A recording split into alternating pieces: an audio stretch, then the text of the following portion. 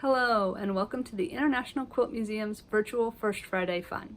I'm Lauren Holt, Education Coordinator at the museum, and today I'm going to be talking about applique in quilts and textiles around the world. Let's get started. What is applique? Applique is a sewing technique where pieces of fabric are attached on top of one another to create pictures or patterns.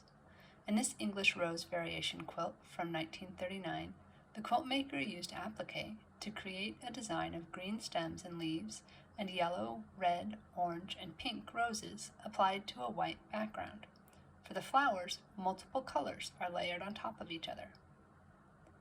Applique has been used to decorate and repair cloth around the world for hundreds of years, with designs limited only by the maker's imagination and skill.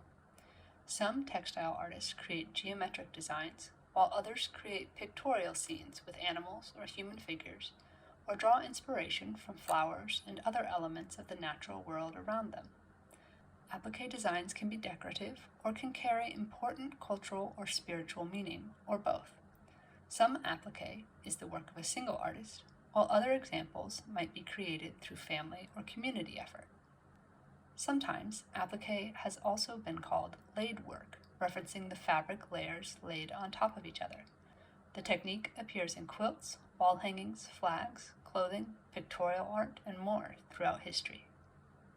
There are two main types of applique. Sometimes the fabric laid on top is a specially cut piece creating a design, as in this example. This quilt, made by Harriet Carpenter for her granddaughter in 1892, is decorated with applique stars, an applique moon, and an applique comet, all cut out of yellow, orange, or pink fabric and sewn to the dark blue top layer of the quilt. This style is generally called applique or conventional applique, but in some older publications it may be called onlay or patch sewing, which may be a reference to its use in repairing holes in fabric. Sewing a patch onto a hole in clothing or a blanket is a form of applique. For another type of applique, the top fabric has areas cut away to allow the lower fabric to show through. Today, this style is known as reverse applique, and some texts might refer to it as inlay work. This relief, made by an unknown maker in Pakistan, is decorated with many reverse applique elements. The 6 blocks each feature a red or yellow central design with areas cut away to display the dark fabric beneath, and the red and white sashing between the blocks is also an example of this style. Some of the most well-known reverse applique art is found in molas made by the Guna people of Panama. These molas are made from many layers of colorful fabric, with each layer cut away in a different place to create multicolored images of humans, animals, or geometric designs. Why use applique?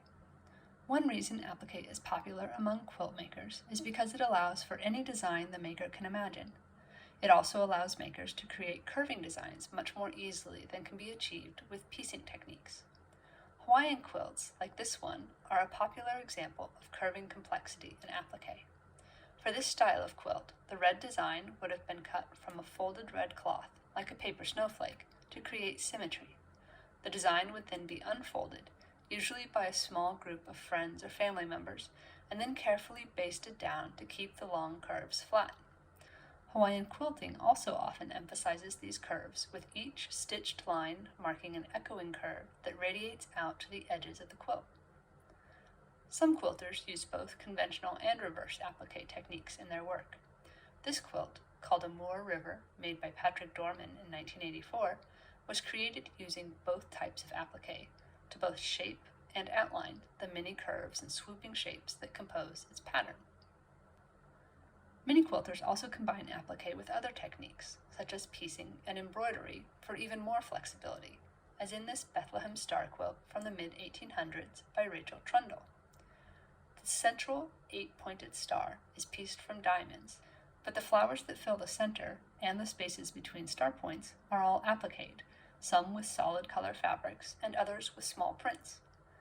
With this combination of pieced work and applique, the maker was able to create a pleasing contrast of straight line edges and curved natural shapes. Let's move on to the challenge, making your own applique art.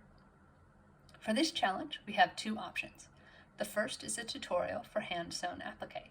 This tutorial was designed for beginning to intermediate sewers using as few materials as possible to create fabric art for hanging display.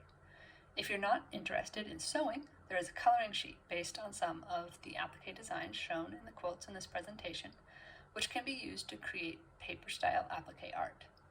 These can also potentially be used to create templates for fabric art applique. We'd love to see your applique designs, and I hope you'll share your art with us in the comments below this video on Facebook or by tagging us at International Quilt Museum on Instagram. You can see many of these quilts in person and learn more about them in our current 25th anniversary exhibitions, An Evolving Vision, the James Collection 1997 to 2022, Classics, New Horizons, and From the Studio, on display May 6th through October 12th, 2022.